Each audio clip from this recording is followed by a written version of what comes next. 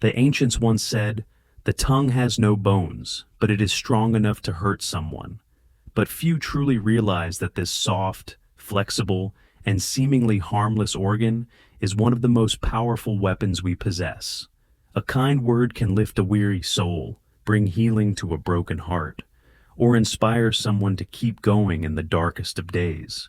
Yet, at the same time, a careless, thoughtless word can leave deep emotional wounds, destroy relationships, and push a person into despair. Words carry immense weight. They can be our strength or our greatest weakness, depending on when we speak, how much we say, and how we choose to say it.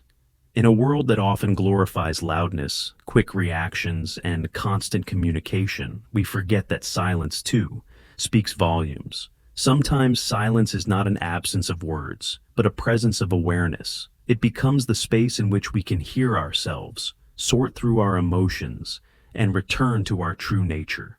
And that's where the journey inward begins, not in more talking, but in deeper listening. Let me tell you a story about a carpenter, a man who once chased fame and recognition, always striving for perfection and approval. But it wasn't until he chose silence and simplicity that he finally found peace, and more importantly, found himself. There once was a master carpenter who lived in a peaceful little village nestled between the hills. He was well known for his exquisite craftsmanship. People traveled from neighboring towns to commission his work: beautiful tables, elegant chairs, sturdy wardrobes. As his reputation grew, so did his workload. His days were filled with endless orders, impatient customers, and little time for rest. The more he worked, the more irritable he became. Sleep escaped him. He felt restless, overwhelmed, and strangely empty inside. Despite having a house full of money, his soul felt poor. One day, unable to take it anymore, he decided to stop everything. He paused all his orders, packed an old hammer, the very first tool he had ever used, and climbed up a nearby mountain. At the top, in the forest, stood a small wooden hut once occupied by his father. It was old, dusty, and worn out, but it held something that no city, no amount of money, and no praise could offer: stillness. He chose to live alone for a while. No work, no talking, just breathing, observing, and slowly cleaning the space around him. The first day felt unbearable. The silence was deafening, and his mind raced with all the things he should be doing. On the second day, he began to notice sounds he hadn't heard in years: the wind through the leaves, the creak of old wooden boards, the sound of his own breath. By the seventh day, something clicked. He looked at the hammer he had brought with him, the same tool that once symbolized his love for creating. Now it had become a symbol of pressure, of striving, of always proving something. He realized the tool hadn't changed, but his intention had. He had forgotten why he became a carpenter in the first place. Not for praise, not for money, but for the joy of shaping something with his hands, creating beauty with his heart, and sharing a part of himself through every piece he made. After 2 weeks of living in silence, simplicity, and solitude, he descended from the mountain a different man. He no longer took on every project. He only accepted a few small jobs each month, projects he felt called to do. He worked slowly, intentionally, with full presence. People noticed not just the return of his skill, but the peace in his presence. He slept better, smiled more, and felt genuinely alive. From this story, we can draw 6 practical, grounded ways to return to ourselves, tools you can apply to your own life, no matter who you are or where you are on your journey. 1. Practice intentional silence. Speak less. Listen more.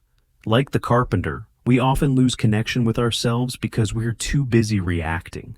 True silence is a space for clarity. Start by setting aside 15 to 30 minutes a day where you don't speak, don't use your phone, and simply sit with yourself.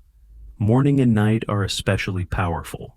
And when emotions rise, pause. Give yourself 3 to 5 minutes of silence before responding. That pause might save a relationship or even save you from regret. 2.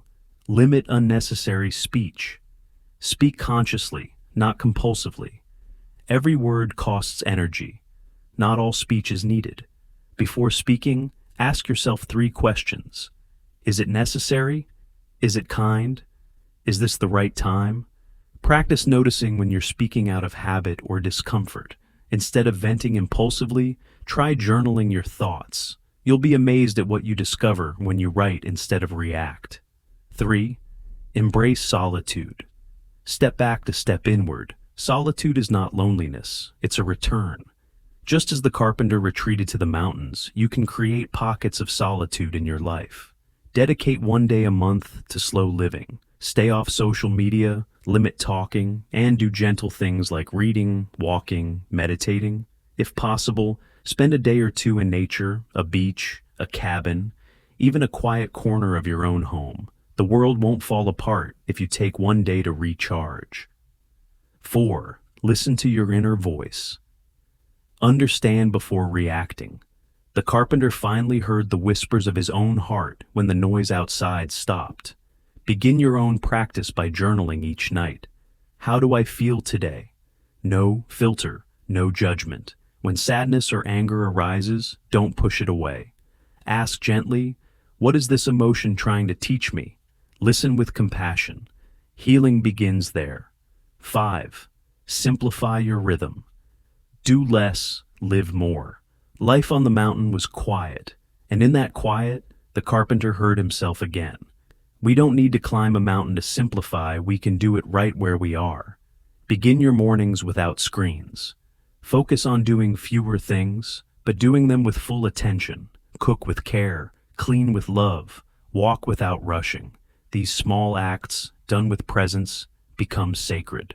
6. Come back to your breath. Your anchor is always with you. Your breath is a mirror of your inner world. Shallow, rushed breathing often signals anxiety.